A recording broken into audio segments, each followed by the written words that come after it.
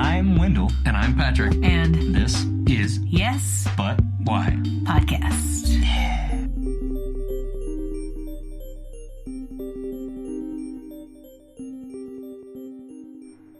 I've never really been a huge fan of like I liked Tom Green and I like Eric Andre and stuff like that, but I never really loved the street stuff where they fuck with people. I don't know. There's something about making people feel awkward that doesn't come off as hilarious to me. Yeah, I have a hard time with that kind of stuff. I can't deal with it. I can't. Yeah, no, it makes me uncomfortable. I think there's better ways to make people laugh that's not at the expense of anybody else, you know? And I feel like when I'm doing that kind of stuff, when they do that kind of stuff, it's at the expense of all these regular people just trying to get to fucking work and stuff, you know? And they're just out there being goofy, and these guys are just trying to live their lives and pay their bills. And I'm just like, I don't know. Just do something where you're not literally putting somebody on the spot. It's such a crazy, weird line, though. Like, there's... Improv Everywhere is an amazing example. They're fantastic. Like, so many of the things they do are super cool, and then every once in a while it merges into that whole fucking with people a little bit, and it's usually coming from a great place, and it's very, it's never as over the line as a lot of those things are. But even those guys, you're like, they threw a birthday party for a guy, and, he didn't know it, and everybody's really nice to him. But even that poor guy was like, this is making me uncomfortable. Yeah, and now you're going to film it, and I have to, I feel like I'd be a lame person for not signing the waiver for you to use this, that's the thing, is, I feel like people are pressured to... Oh, God. Oh, I bet. The one that killed me and was amazing. Like, it's such a cool concept. They had people get in and out of cabs, headed to some busy main place in New York City, and it basically recreated the effect of a romantic comedy climax. Oh yeah. So that the cab drivers think that they're helping these people get the one that almost got away. Like, a guy goes to the train station and he's like, oh, I've been in love with this girl, but I blah, blah, blah, and then he gets out and goes, and then this girl gets in a cab and she's like, oh, I came here to find the guy of my dreams, but I wasn't able to find him, and blah, blah, and then somehow the cab driver's able to, put them together or something. Yeah. I don't remember the details exactly, but somehow it's left a deception at the end, and somebody walks away thinking that something is true that wasn't actually true. And somewhere I'm just like, I don't know about that. Yeah, it's weird because when it's nice like that, it's almost like it would be sadder to take it away from that guy. Yeah. But at the same time, it's like, is that all right? I mean, to a certain extent, when we do shows, there's the suspension of disbelief where it's like, they know it's a show. Like, there's a lot of things that I'll do, like in a sketch show, where we'll be prepping it, we'll be creating it, and they'll go, but is this okay? And I go, they know they're watching a show. Yeah. They paid money to walk into a room and be told lies. They're in on it, right? They accepted that kind of idea. Almost the same with Dinner Detective. Like, they're aware that somebody is, pulling the wool over their eyes in that way. Whereas this guy, even though it's a pleasant surprise, I wonder, it would be a sad surprise to find out the opposite. So... maybe just giving that cab driver sort of hope in love is a good win. Creating a beautiful lie for one person. See, that was the thing with Dinner Detective that got me over it, is at the end when people come up and they're like, what? And they give you that, you were so good, I couldn't believe it, I thought you were just shitty at your job. And it's like, thank you. No, I'm not. Can I get you something? So right good now? at that You want some bottled water? I'll go get a Pellegrino. I think it was 90% people being super jazzed, and 10% people feeling you looking at you just a little bit sad. Blink. Yeah. I tried to make some friends sometimes. There would be times when I'd be a table actor and I'd just really get along with a couple or something, and I'd be like, we will never be friends. Yeah. I just can't be friends with you because at the end of this, you're going to be like, you've deceived me. What was true about you and what wasn't? I know. And the thing is, the interesting thing about that, being the table actor, I used to just tell stories about a previous me. Mm-hmm. I would tell as if I was the person who was 5 years ago. Well, not at this point, 10 years ago. But it was when I first started... I had lived in New York City. I had been working in hotels for a long time. So I just took that life and then explained to them that life as if that's who I was. Yeah. And it fit within generally a lot of the plot line. So it worked out, and I was never lying. Like, I'd be like, oh, I live in this place, and like I went to this school, and all sorts of different things in realistic world. But then it'd be like, I lied to you because I'm not that character. And then you can't just say, but everything I said was actually true about me. I've just been different people over my lifetime. That is the exact sensation. Because I would do like slightly off version of me where almost everything's true, but then you just like tweak whatever you have to. Mm-hmm. Yeah. Just to keep it straight in your head so you don't have to, you know. Yeah, because, I mean, they'll ask you questions, and if you can't, especially because you don't know, I mean, I can't tell you the number of times that people would call me on specific job things, which is why I'd always pretend I was new to that job that I had to be. And I was like, well, I can tell you all about being a hotel manager, but this whole new, running a building manager thing, new to me. I don't know how that works. Yeah. You know, Don't you hate talking about work? Anyways, Garcon! Why did that guy bring me More an shitty orange? service. Anyways, this guy's weird, right? Come here, come here. Did you ever do improv everywhere? Was that ever like a thing that you did, or are you just aware of it the way you were all aware of it? When I got into improv, it was like really hot, right? It was 2001 or 2, and that was around the year or two after they started.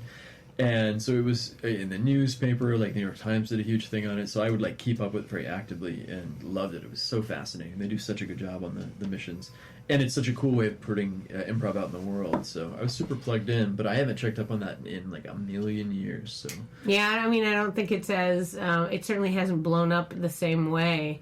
Also, there was that flash mob thing for like a year or two that I think Sort of took the air out of that a little bit. Yeah, it was like, it was sort of like improv everywhere, but then it became different kinds of things. And then, song and dance numbers can trump anything, Yeah. was it like an organized improv thing, the flash mob? Or you just mean like the phenomenon of flash mobs? No, I mean like the organized flash mobs where like they would get, like 150 people to show up in Times Square all dressed up as zombies and do the Thriller dance or something. Who was doing that? I don't know. People are still doing it. Yeah, People it still happens. I have a friend who posted, somebody that I worked with for like 1 week that lives in LA now, and she was posting this, she's like, her and this huge room full of people all rehearsing for a flash mob they're gonna do, and I'm just like, what year is it?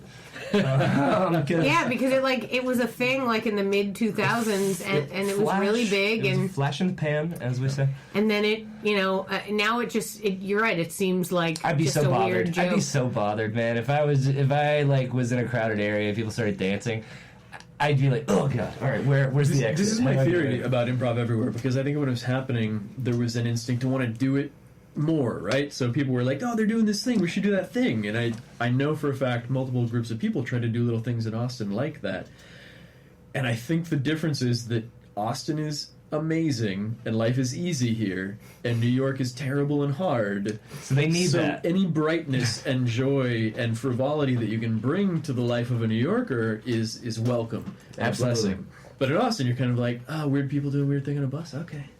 Like it doesn't feel as essential somehow. I would feel like your standard New Yorker's a harder nut to crack on the end of like bringing joy into that life too. Like not to say that they're unhappy people, but they just got shit to do. They are like I see the way like people herd down a sidewalk in movies in New York. I've never been in New York. I'm scared of New York. I'm terrified of it. It's a lot nicer than you think it's going to be. Oh, I know, and I know. Like that's the thing is, I'm softening up to both the big cities on both coasts. Like LA, I've been like, and New York just like. Austin freaked me the hell out when I moved here. I just didn't know what a city was, and this isn't even a huge city. And as I realized that, I'm like, I think I'd have a panic attack the second I got into New York. I think I would feel like a pressure being pushed down on me, and that's just because I grew up in a fucking dirt town, like dirt road, just wide open spaces and mountains and all kinds of shit. And it's a crazy environment. We were just there last week for like 3 hot days in New York.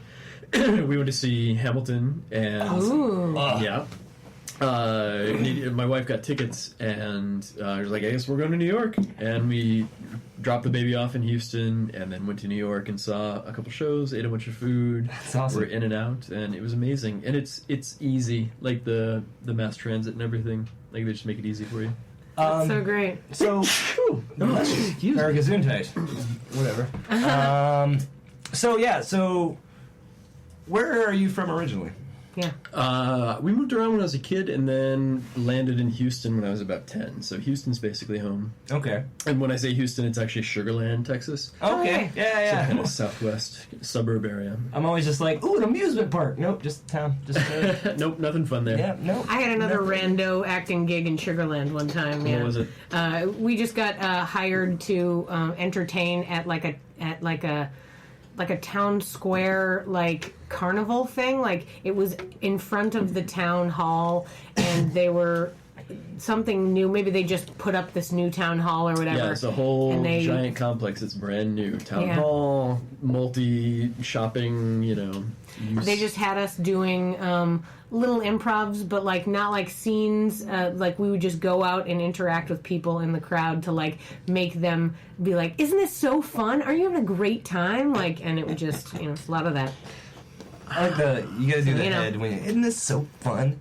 Oh my Are you having god. a great time? Yeah, it was really early on when I first moved to Texas. Yeah, I don't know why. I get hired for these things. That's So, amazing. Have you stayed in Texas, or did you go to school anywhere else? Yeah, so I went to school in Houston, high school, junior high, and then landed in Austin for college, and then never left. Found That's improv, awesome. kept doing improv, worked different improv jobs over the years, and have never found a good reason to leave Austin. No, I get that. It's got gravity. It's easy and chill, and the cost of living is low. And once you get involved in an improv scene, it's career suicide to leave somewhere, because then you have to start over somewhere else and build up in a completely different way. And I don't have the energy for that. Yeah, no, I'm totally the same way. I think wanderlust is something that I was an anomaly in my family. Nobody goes anywhere in my family. So, yeah, coming out here, it was one of those things where it was kind of a huge deal to me, because just the idea of not living at home, I was like, oh, I can go somewhere. I don't have to stay here, because that's sort of the mentality. It's South Carolina is this is how we do stuff.